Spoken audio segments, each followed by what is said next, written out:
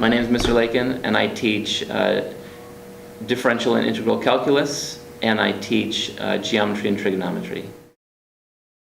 I've taught in Faribault, Minnesota, Stavanger, Norway, Zurich, Switzerland, Taipei, Taiwan, Santiago, Chile, and now St. Paul, Minnesota. What does this mean? The limit of f of x is x goes to infinity. So these are all international schools. So I taught completely in English. A lot of students are from the U.S. Or from other English-speaking countries.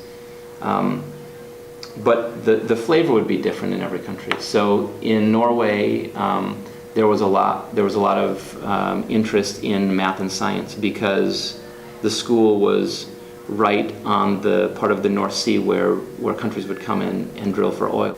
So every country just had its own. There was something about them all that was the same because it was students who had sort of the same aspirations and goals, but also you could really tell that you were in Switzerland or Taiwan or whatever, just based on these little small interests by students. I really liked teaching in Norway. That was my first teaching job. The school was really small.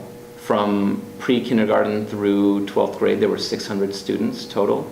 It just felt like a family, and people, you'd run into people downtown, they'd be out on a Friday night and they'd run into their math teacher and they'd be happy to see you, and that had kind of a nice feeling.